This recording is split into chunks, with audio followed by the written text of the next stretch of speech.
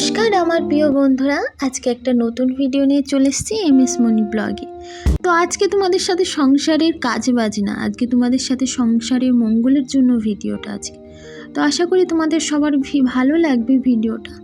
যেহেতু এখন শ্রাবণ মাস চলছে, সবাই জানো যে এটা মহাদেবের মাস, মহাদেবের জন্ম মাস এটা যেহেতু, তো আমরা সবাই এটাকে খুব কম বেশি মানার চেষ্টা করি।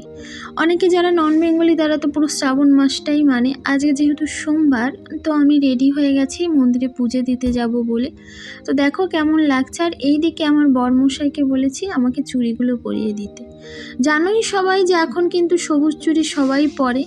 তো বিশেষ করে আমরা বাঙালি বধূরা কিন্তু শাখা পলাতেই আমাদের মঙ্গল, কিন্তু যেহেতু নন বেঙ্গলিরাও কিন্তু সবুজ চুড়ি, ওরা যেহেতু শাখা পলা পরে না, তা ওদের জন্য সবুজ চুড়িটাই বেটার।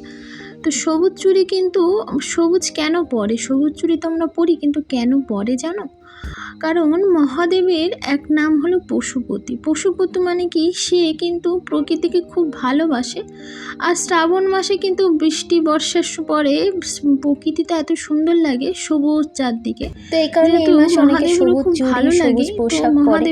তো আজকে যেহেতু সোমবার, তো আমি আজকে বেরিয়েছি পুজো দিতে ওকে নিয়ে। তো একটা কথা কি জানো তো বন্ধুরা, আমার বরের জন্ম হয়েছিল হলো শিব পুজোর দিন, মানে শিবরাত্রির দিন, আর আমার জন্ম হয়েছিল দুর্গাপুজোর পঞ্চমীর দিন। তো এই কথাটা অনেকেই বলে যে তোদের জুটিটা কিন্তু খুবই ভালো। তো আজকে যেহেতু ওকে নিয়ে বেরিয়েছি, তো যাওয়ার সময় মহাদেবকে কাটা ফল দিতে নেই, তো আস্তে আস্তে 5 রকমের ফল নিয়েছি। মানা যায় তাহলে কিন্তু এটা সংসারের জন্য খুব মঙ্গল হয়। আমরা কিন্তু অনেক নিয়মই না মেনেই শ্রাবণ মাসটায় শুধু সবুজ চুড়ি পরেই বসে থাকি, সেটা কিন্তু না। সবুজ চুড়ি না পরলেও হয়, কিন্তু নিয়ম কিন্তু সব মানতে হয়, অনেক নিয়ম। এদিকে দেখো আমি দুধ আর হলো বাজার থেকে বেলপাতা নিয়ে নিয়েছি। যেহেতু আমরা বাইরে থাকি, তো এখানে সব কিছু যে হাতের কাছে পাওয়া যায় সেটা না, সে কিনেই নিতে হয়। তো দেখো মন্দিরে চলে এসেছি, মন্দিরে আজকে প্রচুর ভিড়।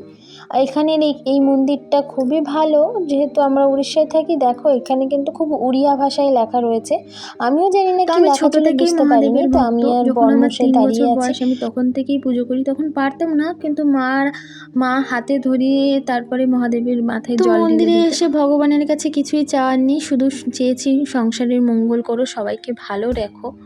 তো এখানে দেখো এত ভিড়, এখানে ব্রাহ্মণ নিজেই তাড়াতাড়ি করে পুজো দিয়ে দিয়েছে। আর আমাদের পুজোও কমপ্লিট হয়ে গেছে, আমি আর আমার বর দিয়েছি পুজো। তো এইদিকে দেখো সবাই মঙ্গল দ্বীপ জ্বালিয়েছে, আমরাও জ্বালিয়েছি দ্বীপ। আর দ্বীপ জ্বালিয়ে শুধু এটাই প্রার্থনা করলাম, ভগবান সবাইকে যেন ভালো রাখো, সুস্থ রাখো। তো এইদিকে মন্দিরের চারদিকে দর্শন করে আমরা এক এক করে বেরিয়ে গেছি। আর কিন্তু আমার বর্মশাই দোকানে এসেছি, সেহেতু উপোস ছিলাম, দোকান থেকে একটু লাড্ডু খেয়েছি, খাইয়ে দিয়েছিল যে। আর এইদিকে দেখো এখানে উড়িষ্যার মিষ্টির দোকান, তোমাকে দেখাই তোমাদের। তো দেখো কত রকমের মিষ্টি, বাট আমাদের ওখানের মতন কলকাতার মতন মিষ্টি কিন্তু এখানে না, একদমই না, টেস্টও অন্যরকম। অনেক রকমের ভ্যারাইটিস মিষ্টি আছে, আমরা এই দোকানে মাঝে মাঝেই আসি। তো দেখো ও কেমনভাবে খাচ্ছিল, ও বুঝতেই পারেনি আমি ভিডিও করছিলাম। তো এই দেখো দারুণ দারুণ অনেক রকমের মিষ্টি, আমরা 2-1টা টেস্ট করেছি। আমি খুব একটা ভালো মিষ্টি খাই না। আর এইদিকে একটা ফ্রুটি খেয়েছি, যেহেতু গলাটাও শুকিয়ে গেছিলো। ভালো লেগেছে, ভালো লাগবে একটু সাবস্ক্রাইব করে দিও আর একটা লাইক করে দিও। আর এইদিকে দেখো শ্রাবণ মাস, সবাই বাঁক নিয়ে